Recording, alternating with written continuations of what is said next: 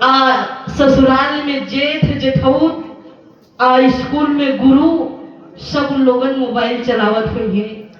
देखिए कि कैसे हमारे लड़कियन काम करत है।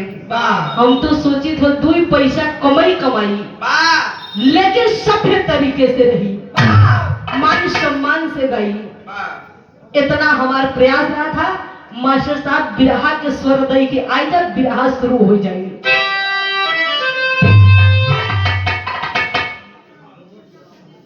परमादीपम से थे श्री सत्यनारायण मुन्नू प्रधान जी, 1 रुपए देकर सम्मान की चढ़ों में कोट कोट नमन है, आशीर्वाद की कामना है। हम तो सोचे बिरहा शुरू करवई तो हम तब तक रुका रहा देंगे, इसमें रोके रहा देंगे, लेकिन हमका का पता उजड़ा बाजार मिल जाए।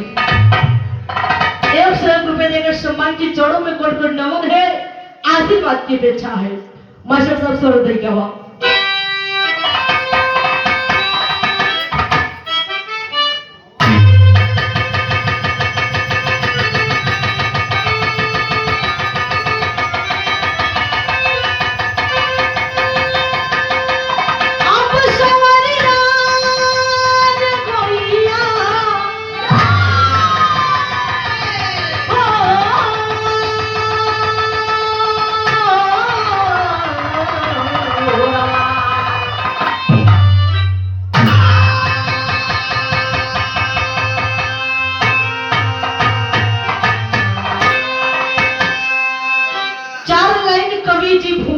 भाव दिए क्या?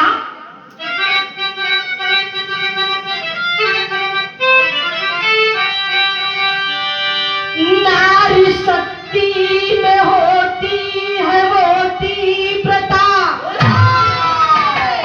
जिसके आगे विधाता भी झुक जाते हैं। नारी अपने सतीत्व पे अडिग जो सूर्य अपनी जगह पे ही रुक जाते हैं। नारी दुर्गावती, नारी पद्मावती, चावला जी को गुण को सभी गाते हैं। नारी जन्मदायिनी माँ का वह रूप है, जिसके आगे सभी जाके झुक जाते हैं।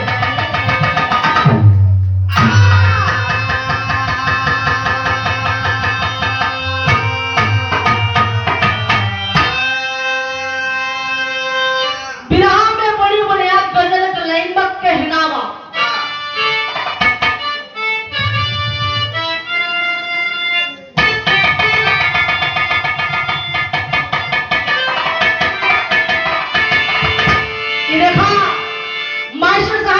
संकेत करत है कोनो प्रेमी अपने प्रेमिका से बेहद मोहब्बत किया है। मोहब्बत का होला, मोहब्बत जेकरे हो जात ना ओका सिल्फास का जरूरत नहीं पड़त। प्रेमी अपने प्रेमिका से बेहद प्रेम करत बा, लेकिन जैसी करत बा केहू से और करत बा। कहा भी गया है मैंने तुम्हें चाहा, तुमने चाहा किसी और को। मैंने तुम्हें चाहा, तुमने चाहा किसी और को। खुदा करे जिसे तुम चाहो, खुदा करे जिसे तुम चाहो वो भी चाहे किसी और को। प्रेमी कहता है, कहता क्या है?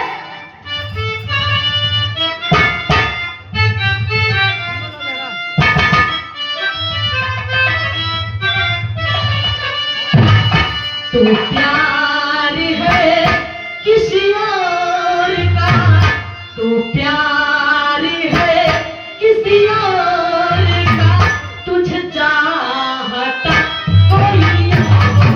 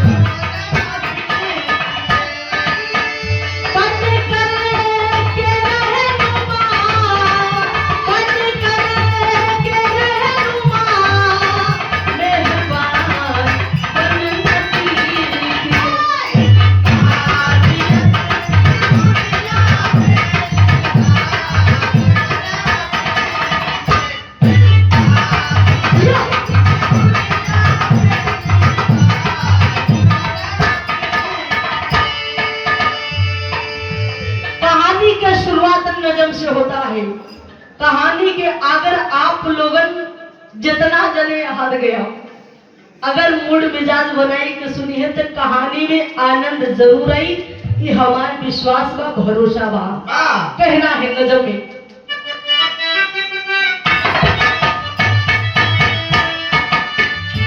एक गांव में किसान का परिवार रहा,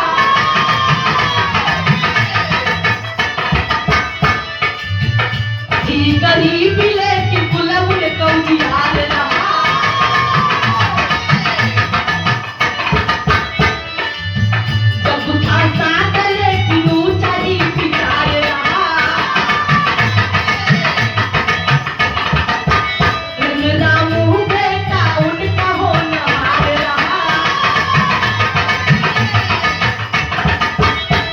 धीरे रामू बेटा नौजवान हुआ,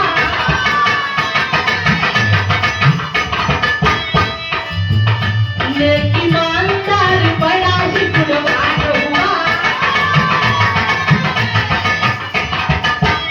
एक दिन पत्नी उनको पास में बुलाती है, लाओ घर में बहू कह करके मुस्कुराती है।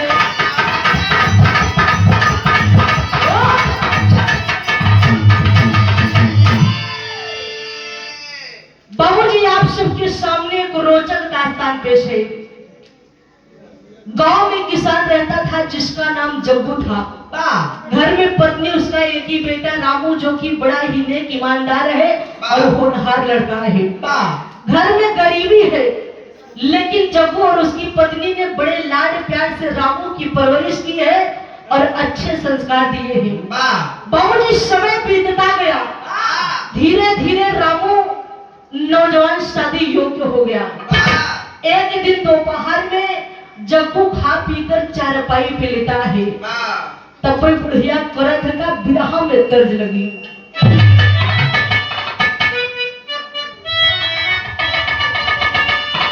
हरिया बहुराई गईले ननदी, हरिया बहुराई गईले ननदी, पानिया भरा ना कैसे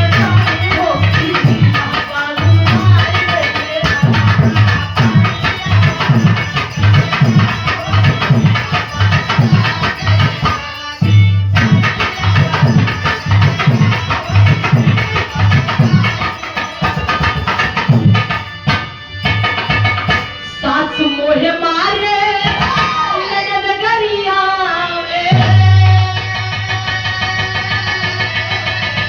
सास मोहे मारे लगन गरिया में, जिया बहुराई गईले नाना जी, जिया बहुराई गईले नाना जी।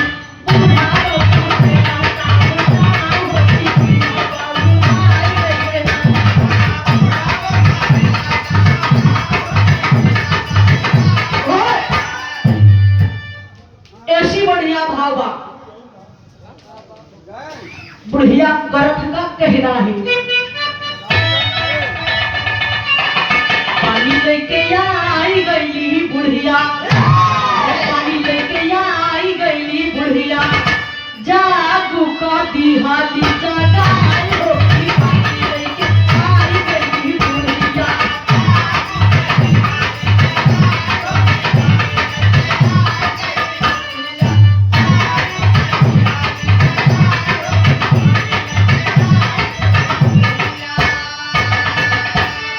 उठ के पहले पानी पिया माना हमारी बात,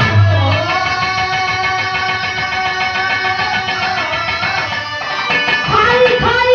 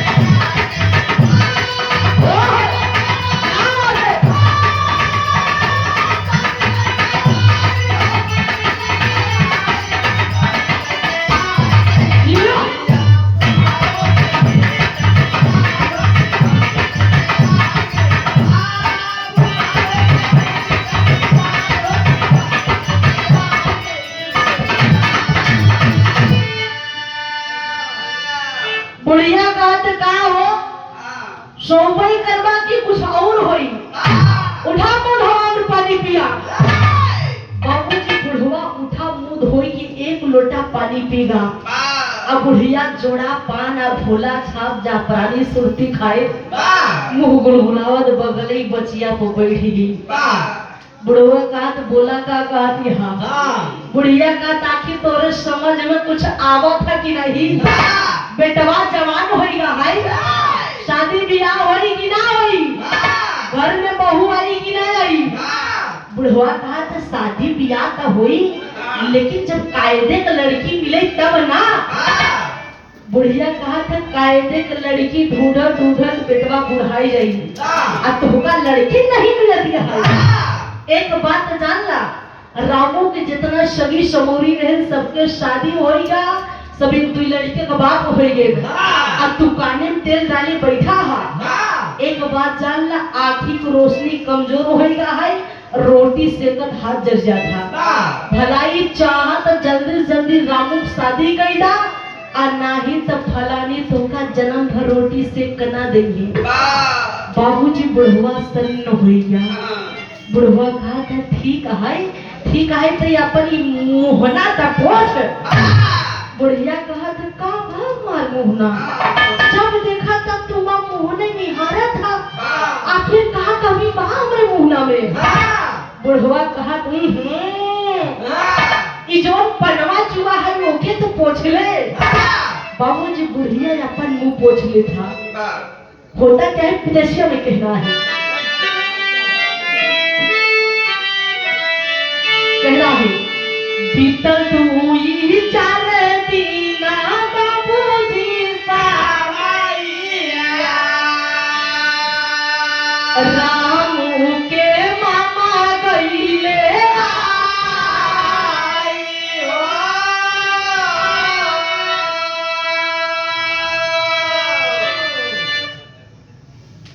ये देखिए बाल कलाकार, अभी कोनो और छोटवार लड़का नहीं है, ये सबसे छोटा बाल कलाकार अब बड़े भैया अभय राज पटेल जी। पुष्प की पंखुड़ियों में गुथा हुआ पुष्पहार गमराटा की पवन सर्जरी से साथ में 51 रुपए देकर सम्मान किए। बहुत धन्यवाद है, आशीर्वाद की अपेक्षा है। बाबूजी होता क्या है, 2 ही 4 दिन बीते हैं कि इत्तेफाक से रामू के मामा जी का आगमन हो जाता है। जग्गू मचिया पर बैठ के हुक्का गुड़गुड़ावता है। रामू को मामा जग्गू को देख के कहा था जीजा जय राम जी की।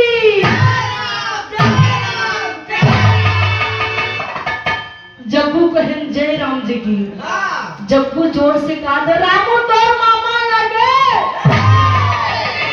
खटिया निकाला अपने अम्मा कहीं पानी लिया हुई। बाबूजी रामू तुरंत चारपाई निकालता है और कुएं से पानी भर के लाता है। उसकी माँ लोटा पानी और गुड़ लेकर आती है।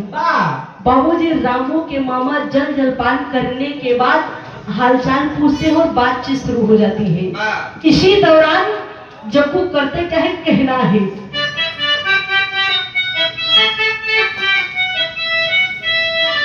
जग्गू कहने लागे रामू तू जाना भाई, जितना कहूँ सतिया कराई हो।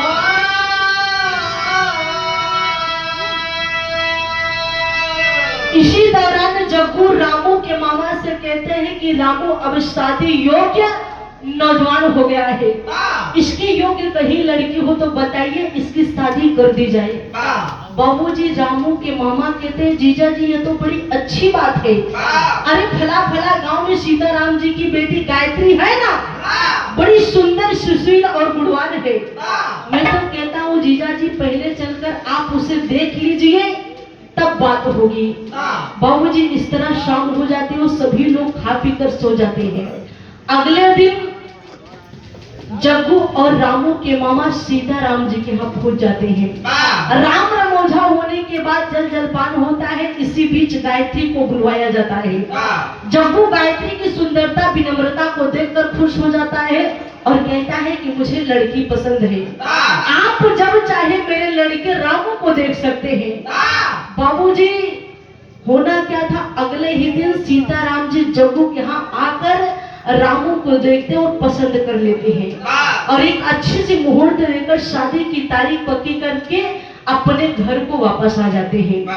बाबूजी दोनों तरफ से तैयारियां शुरू है, धीरे धीरे शादी की तिथि करीब आ रही है। बाबूजी आज वह दिन भी आ गया जब जग्गू बड़े धूमधाम से अपने बेटे की बारात लेकर सीताराम जी के यहाँ पहुंचते हैं। गायत्री सीताराम जी की इकलौती बेटी, इसलिए तमाम नात रिश्तेदार बिरादरी के जिम्मेदार लोगों को सुझाव दिए हैं कि बारातियों के स्वागत में किसी प्रकार की कोई कमी नहीं होनी चाहिए। बाबूजी बारात पहुंचती है, बारातियों को बड़े अच्छे तरीके से जल जलपान कराया जाता है और रीत रिवाज के हिसाब से दुबरा चाल होता है। आज तो सिस्टम ही चेंज हो गया है, डीजे के आगे क्यों को जोर ही नहीं चलत। पहले आदमी लोगन बढ़िया से बारात सजाई के लेके जाए, दुबरा चार लगावाई।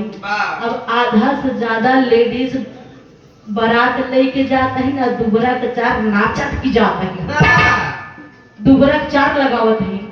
पहले दुबरा चार लगाई थे, औरतें दुबरा चार पे खड़ी हुई के गीत गावई गावई का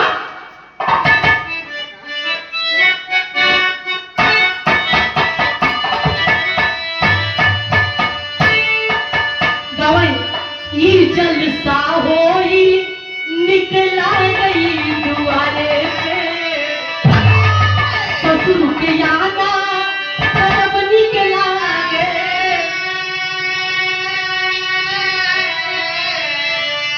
ई हथिया झूमत किया दुआरे पे। इधर बरतिया बढ़िया बढ़िया कपड़ा पहने रंग जमाए हैं, लेकिन क्यों का कदर नहीं बा। सबके निगाह केवल दुल्हा के ऊपर होता कि दुल्हवा कैसन बा। जब सब दुल्हा देख लेते तो दू जनी बगलियाई के आपस में चर्चा करत हिन कि बहन दुल्हवा कैसे बा।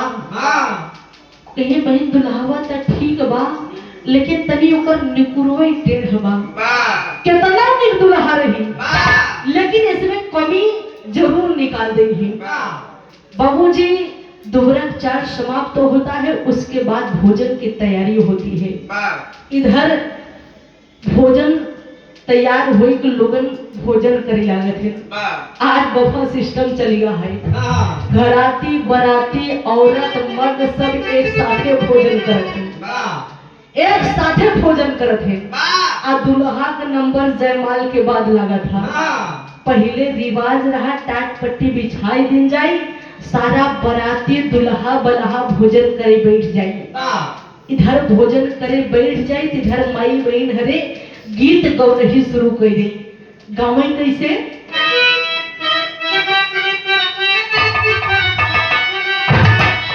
अरे निहुरे निहुरे पर सही फला मेरा,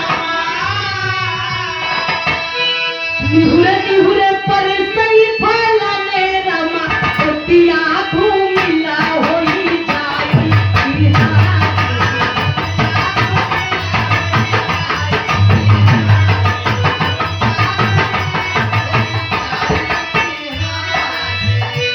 हरियर पतरिया सबके सोना,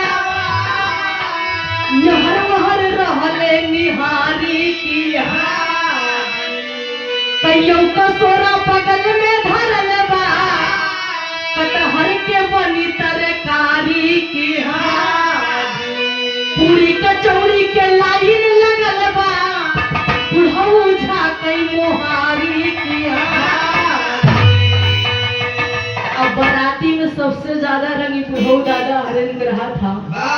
मोहे में दांत नहीं, खोपड़ी डगर डगर हिलत रहा था, लेकिन मोहारे देख के बैठा थे। अब मन ही मन में सोचत थे कि धन मोर न मोर अही जनती का मौका करियोते नहीं यही। तब भरे में माई बहन हरे समझ जाती तो दू लाइन फिट कही देती। करत हिनका ए बुढ़ऊ दादा यहाँ जीता, ए बुढ़ऊ दादा यहाँ जीता, कते काटा तोहारी।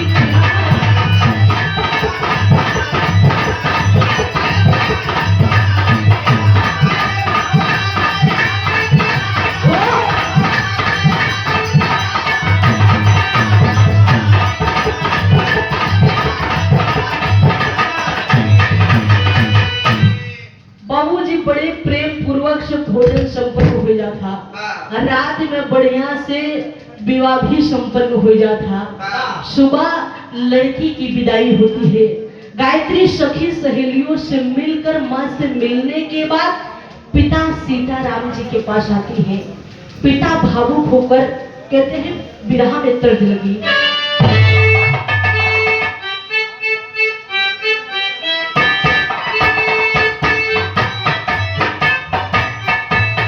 फिल्म कुर्बान से है, तू जब जब मुझको पुकारे मैं दौड़ी आऊं नदिया किनारे। सभी लोग जाना थे, लेकिन सीताराम जी भावुक होकर नम आंखों से बेटी की विदाई करते हैं। कहते क्या है, कहना है मेरी बेटी सुभर सयानी, मेरी प्यारी गुड़िया रानी।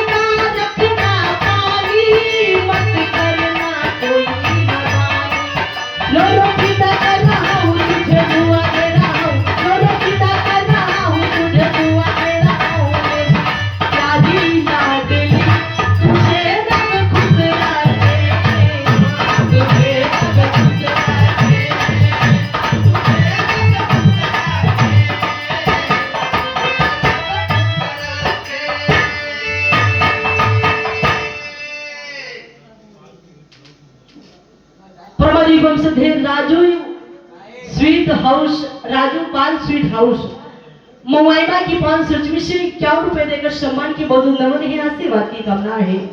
बाबूजी सीताराम जी कहते हैं कि बेटी मैंने बड़े नाजों से तुझे पाला है और अच्छी नसीहत दी है। आज तू मुझसे जुदा हो रही है, तेरी खिदमत में कोई कमी रह गई हो तो माफ करना बेटी। आज तू मुझसे जुदा हो रही है। बाबूजी गायत्री जोर जोर से रोते हुए कहते हैं कि नहीं बाबूजी ऐसा ना कहिए। बाबूजी बेटी के विदाई के समय घर आती तो घर आती बारातियों की भी आंखें नम हो जाती हैं। ऐसा मंजर होता था। इसके बाद गायत्री अपने ससुराल को आती है और हंसी खुशी से दिन बीतने लगते हैं। साल 2 साल दिन बीत जाने के बाद रामू अपने माता पिता से आज्ञा लेकर परदेश कमाने चला जाता है और इधर गायत्री हंसी खुशी से अपने सास ससुर की सेवा करती है। बाबूजी एक दिन दोपहर में गायत्री कुएं पर पानी भरने गई, तभी वहां एक मुसाफिर आ गया और बोला बहन मुझे पानी पिला दीजिए। गायत्री सहम गई, विरह में लटका लगा।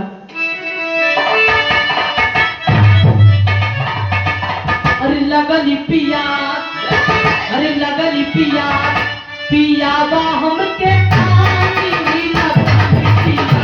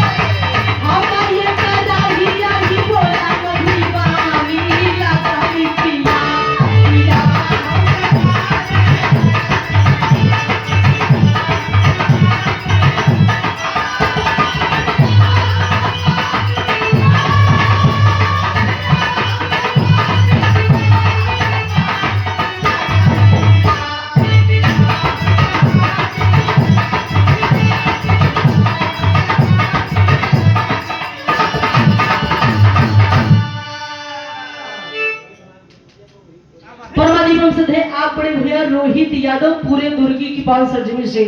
किसी भी शुभ अवसर पर शादी विवाह खाना बनाने के बहुत ही अच्छे कारीगर हैं आप।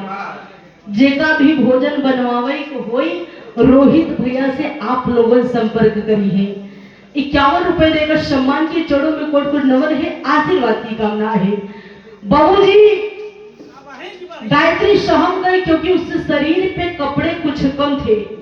वह मन ही मन सोचने लगी कि मैं यहाँ अकेली हूँ और यह व्यक्ति अपरिचित है, मेरे पास दूसरा बर्तन भी नहीं है और इस व्यक्ति को पानी पिलाना उचित नहीं होगा, इसलिए मैं इससे प्रश्न करती हूँ। गायत्री मुसाफिर से प्रश्न करती है कि तुम कौन हो, अपना परिचय दीजिए तभी पानी पिलाऊंगी।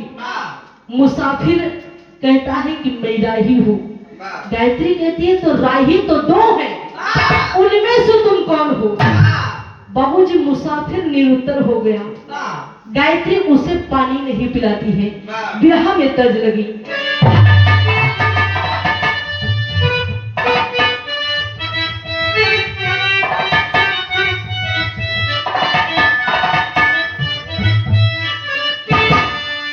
आज ये कहा दसिया बिहाने दुआ दसिया तेरा सिया के नाम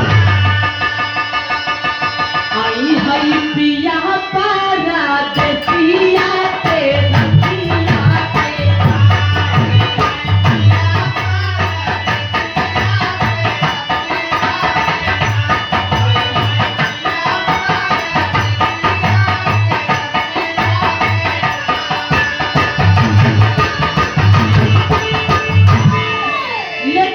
के करती क्या है, कहना है।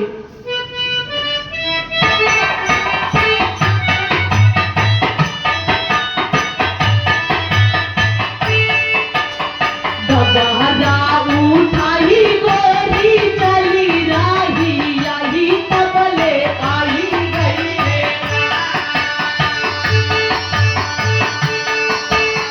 दबहरा उठाई गोरी चली राही यही तबले आई गई लेना एका सहारा मुसाफिर भेटाई गई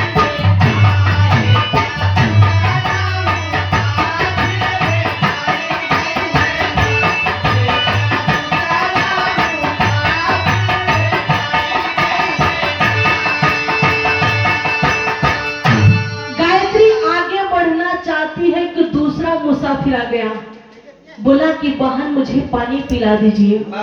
गायत्री उससे भी प्रश्न करती है कि तुम कौन हो, अपना परिचय दीजिए। कहती क्या है, कहना है।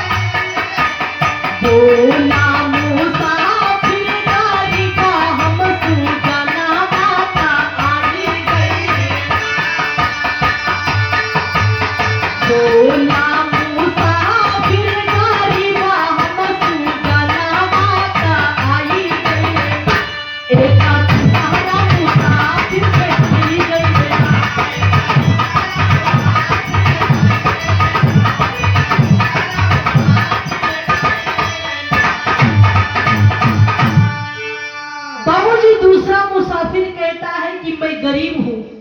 गायत्री कहती है गरीब तो दो है, उनमें से तुम कौन हो। दूसरा व्यक्ति भी कुछ नहीं बोल पाता। गायत्री उसे भी पानी नहीं पिलाती है। गायत्री आगे बढ़ना चाहती है कि तीसरा मुसाफिर आ गया। तीसरा मुसाफिर कहता है कि देवी बहुत प्यासा हूँ, मुझे पानी पिला दीजिए। गायत्री उससे भी प्रश्न करती है, करती क्या है?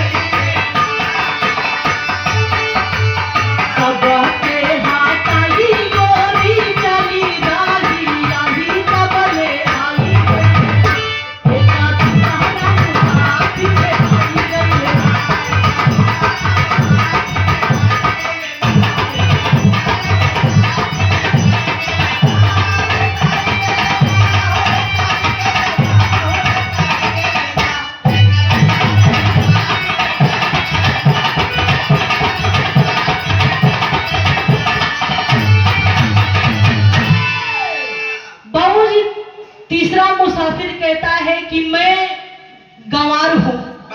गायत्री कहती है गंवार तो दो है, उनमें से तुम कौन हो? तीसरा व्यक्ति भी कुछ नहीं बोल पाता। गायत्री उसे भी पानी नहीं पिलाती है। जैसे ही तीसरा व्यक्ति चुप होता है, झट से चौथा व्यक्ति पानी पानी की रट लगाने लगा। गायत्री उससे भी प्रश्न करती है कि तुम कौन हो, अपना परिचय दीजिए, तभी पानी पिलाऊंगी। चौथा व्यक्ति कहता है कि मैं मूर्ख हूँ। गायत्री कहती है मूर्ख तो दो है, उनमें से तुम कौन हो? बाबूजी चौथा व्यक्ति भी कुछ नहीं बोल पाता। गायत्री उसे भी पानी नहीं पिलाती है। गायत्री इशारा करती है, बिरहा में तेरी लगा।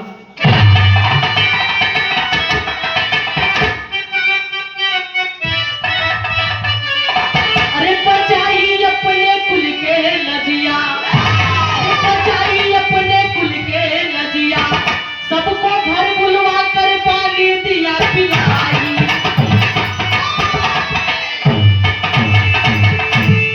बचाई अपने कुल के लजिया। गायत्री इशारा करती है कि तुम लोग मेरे घर पे आओ, मैं तुम्हें वही पानी पिलाऊंगी। बाबूजी गायत्री घर पहुंचकर अच्छे ढंग से कपड़े पहनती है और बाहर निकलकर उन चारों को बारी बारी से पानी पिलाती है। चारों मुसाफिर पानी पीने के बाद सामने बगीचे में जाकर विश्राम करने लगते हैं।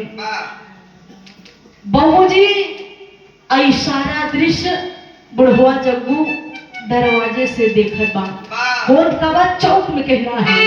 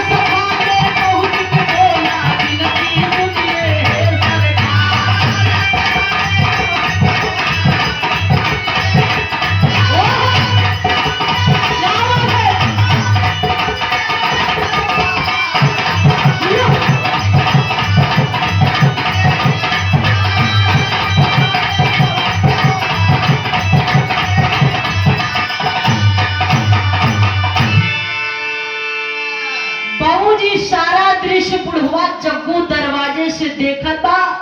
कहा कि बाप रे बाप, बेटवा रामू परदेश कमाईगा है, हमार बहू उल्टा निकल गई। चार चार गैर मर्द से पानी के बहाने बातचीत करत या है आ एकर ई मजाल की इन्हन के घरे बुलाई के इन्हन से हंसी मजाक और नैन मटका करत या है। ना ना ना एकर चाल चलन ठीक नहीं भी चलन है उल्टा है। ई तो हमरे खानदान के इज्जत मिट्टी में मिलाई दी। हम अब चल के एकर शिकायत राज दरबार में करी था। बाबूजी बुढ़वा जग्गू उठाए लाठी और राज दरबार की तरफ चल दिया। बाबूजी राज दरबार में पहुंचकर जग्गू द्वारपाल से मिलता है। द्वारपाल राजा के सामने जाकर कहता है कि महाराज की जय हो।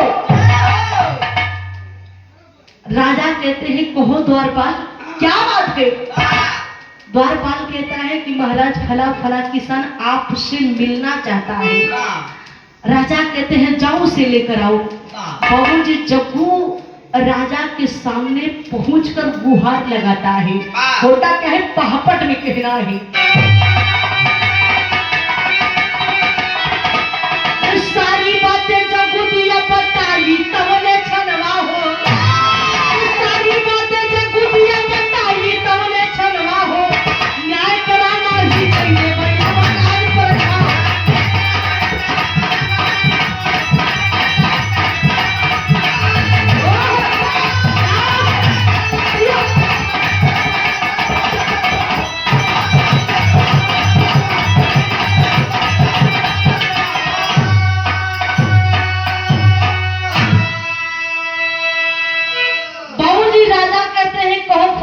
क्या बात है। जग्गू कहता है कि महाराज हम आपके राज्य के जग्गू किसान है।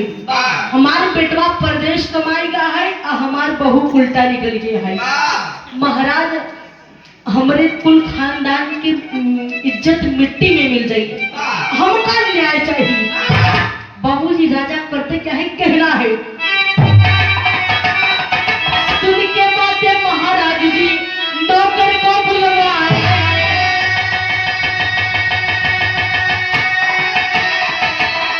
तुरंत बहू को पकड़ के लाओ सिपाही को भेजवाए।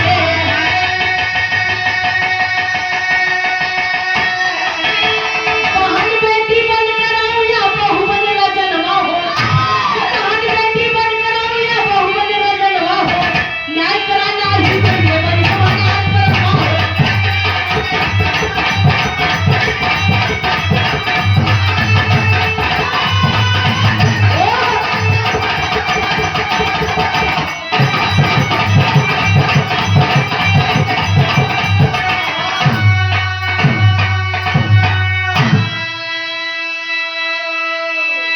बाबूजी राजा तुरंत दो सिपाही को आदेश देते हैं कि तुम लोग जग्गू किसान के घर जाओ और उसकी बहू को बाइज्जत लाकर दरबार में पेश करो। बाबूजी तुरंत दो सिपाही घोड़े पर सवार होकर जग्गू किसान के घर जाते हैं और गायत्री से कहते हैं कि तुम्हें राजा साहब ने दरबार में बुलवाया है। गायत्री कहते हैं कि आप लोग राजा साहब से यह पूछ कर आइए कि वो हमें एक बेटी के रूप में बुला रहे हैं कि बहू के रूप में कि बहन के रूप में बुला रहे हैं। बाबूजी राज दरबारी लौटकर गायत्री की सारी बात बताते हैं। राजा कहते हैं कि मैं उसे एक बहू के रूप में बुला रहा हूँ। तुम लोग डोली लेकर जाओ उसे सम्मान पूर्वक लेकर आओ। बाबूजी मंत्री कहारों को आदेश देते हैं कि तुम लोग डोली लेकर जाओ और गायत्री को बाइज्जत लाकर दरबार में पेश करो। बाबूजी गायत्री सिपाहियों के साथ जग्गू किसान के घर से राज दरबार में पहुंचती है। गायत्री राज दरबार में पहुंचकर राजा साहब को प्रणाम करती है और उसके बाद अपने ससुर को प्रणाम करती है और तमाम मंत्रियों सभासद राज दरबारियों को नमन करते हुए कहती है कहिए महाराज मेरे लिए क्या आदेश है। राजा कहते हैं कि तुमने घोर पाप किया है। तुम्हारा पति परदेश है फिर भी तुमने चार गैर व्यक्तियों से बातचीत करती हो और उन्हें घर भी बुलाती हो। तुम उल्टा हो। जानते हो हमारे राज्य में इसकी सजा मौत है। गायत्री कहती है कि क्षमा करिए महाराज पहले मेरी बात को सुन ली जाए तब सब सजा दी जाए। राजा कहते हैं कहो क्या कहना चाहती हो। गायत्री कहते हैं कि महाराज सबसे पहले उन चारों मुसाफिरों को राज दरबार में बुलवा लिया जाए। राजा तुरंत सिपाहियों को भेजकर उन चारों व्यक्तियों को राज दरबार में बुलवा लेते हैं।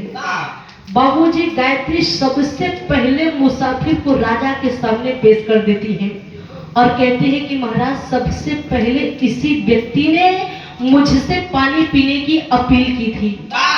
मैंने इससे प्रश्न किया था कि तुम कौन हो, अपना परिचय दीजिए तभी पानी पिलाऊंगी।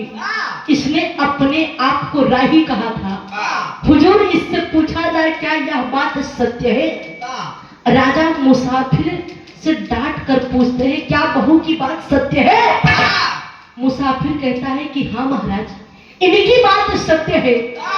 गायत्री कहती है कि महाराज, इसने तो मेरे प्रश्नों का उत्तर नहीं दिया, लेकिन भरे दरबार में मेरी आपसे अपील है कि मेरे प्रश्नों का उत्तर दिया जाए।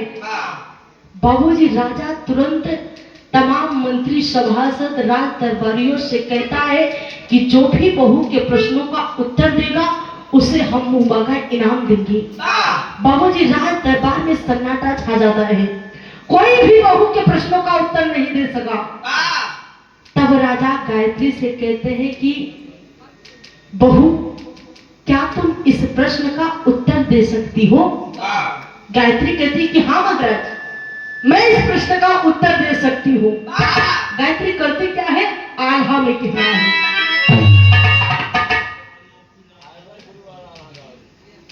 परवारी वंश थे आप बड़े भैया अनोखीलाल सिपाही, अनोखीलाल यादव सिपाही जी महुलीगंज की पांच सर्जमी से 101 रुपए देकर सम्मान की बहुत नमन है, आशीर्वाद की अपेक्षा है। आल्हा में कहना है।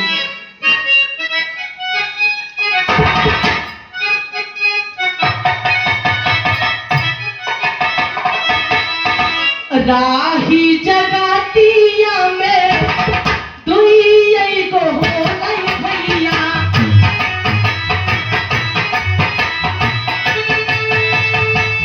सूर्य और चंद्रमा के माने संसार।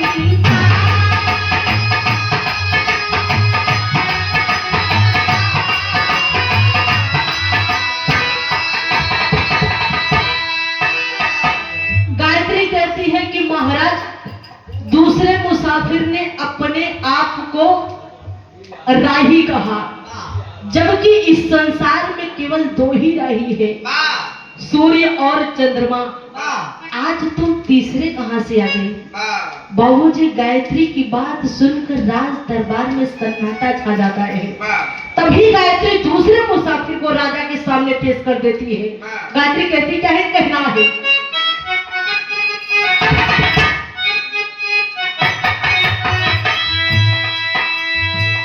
तीन लोकवा में होला दुई गो गरीब भैया,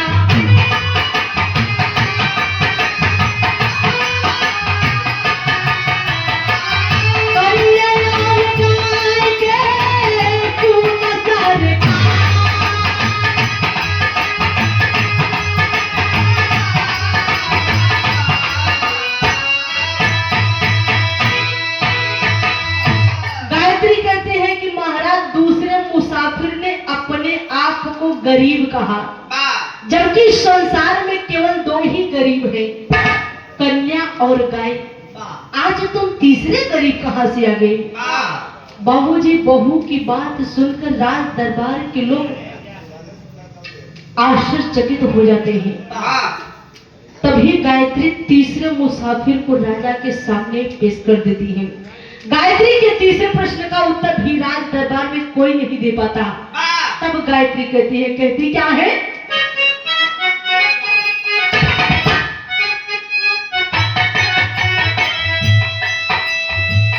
बाटे कवार के धरती के ऊपर भैया,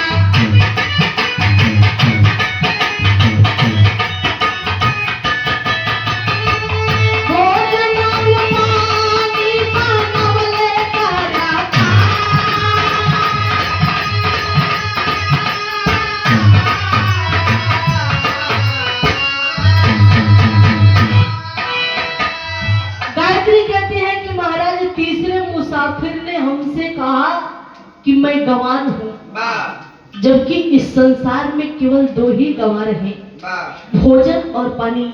आज तुम तीसरे गंवार कहाँ से आ गए? गायत्री की बात सुनकर राज दरबार के लोग और सन्नाटे में छा जाते हैं, आश्चर्यचकित हो जाते हैं। तभी गायत्री चौथे मुसाफिर को राजा के सामने पेश कर देती है। चौथे प्रश्न का उत्तर भी राज दरबार में कोई नहीं दे पाता। तब राजा कहते हैं कि बहू, इस प्रश्न का उत्तर तुम्हें ही देना पड़ेगा। तब गायत्री कहती क्या है?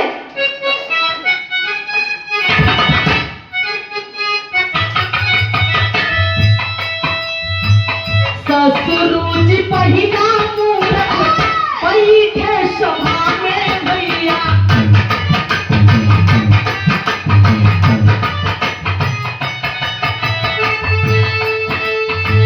दूसरा मूरत स्वयं है महाराज।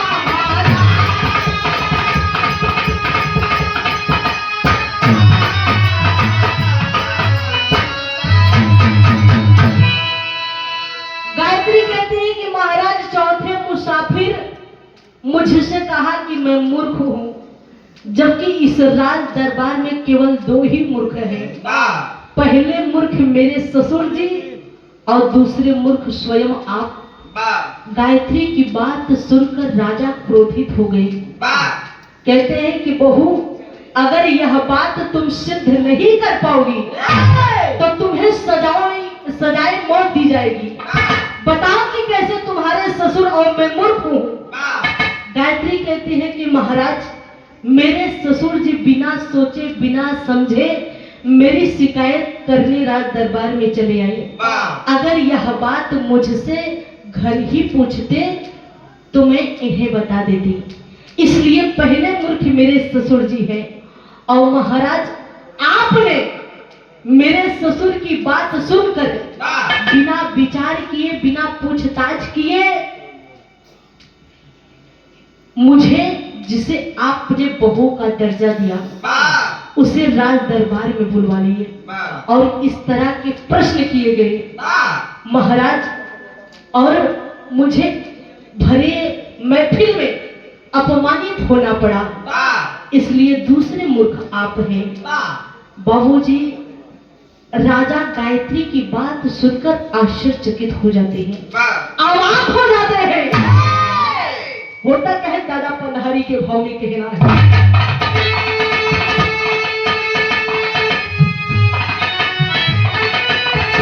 अपनी गलती पे राजा पश्चाताप करिए, अपनी गलती पे राजा पश्चाताप करिए, बहू रानी की बड़ाई अपने आप करिए।